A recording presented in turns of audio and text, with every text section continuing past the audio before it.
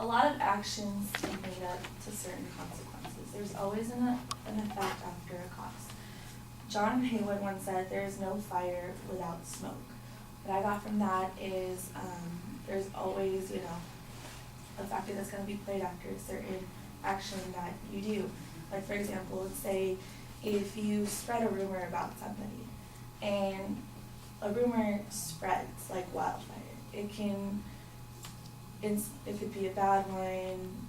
Well, obviously, rumors bad, but let's say if that rumor ends up leading up to the person that it was about, that can affect them very drastically. It can cause personal damage to that person, and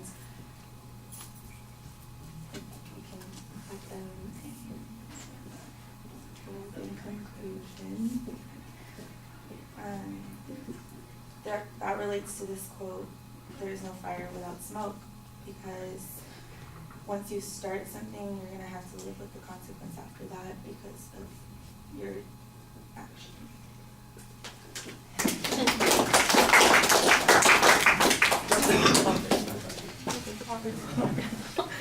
The other ones are like...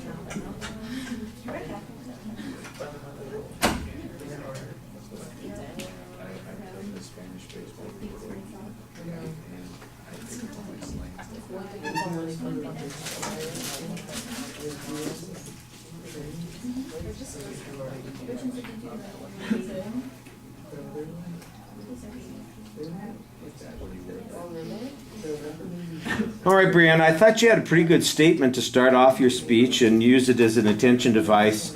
Also, you stated the quote pretty clearly. If you guys hold it down, then it won't be duplicated on the recording here when she's listening back to it later. It'll be a little bit clearer. Thank you.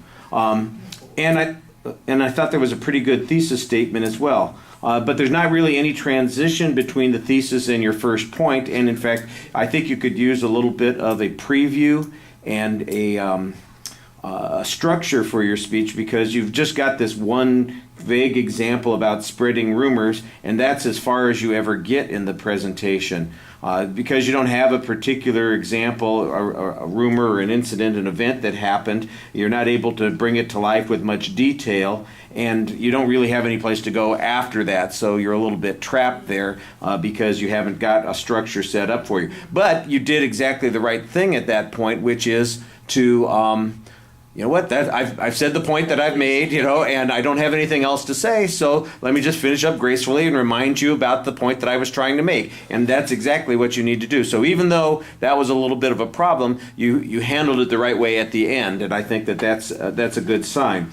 The presentation, there are some issues that you want to watch out. You drop your voice whenever you're uncertain, so it's a dead cue that you are uncomfortable. You usually, you are looking at the audience, for instance, but when you get a little stuck, you start looking around and that sort of thing. So those are problems. It looked like you had some gestures while you were speaking, but like I said, it's a little bit hard to evaluate. It's a short presentation. You didn't get much of an opportunity to interact with the audience. The best things I thought were the beginning and the end of the speech. You got started on the right point. The end would have been a little bit stronger if you hadn't been dropping your voice out at the time. So what you said was the right thing, but the way you finished off with the delivery was, I think, problematic. All right, thank you.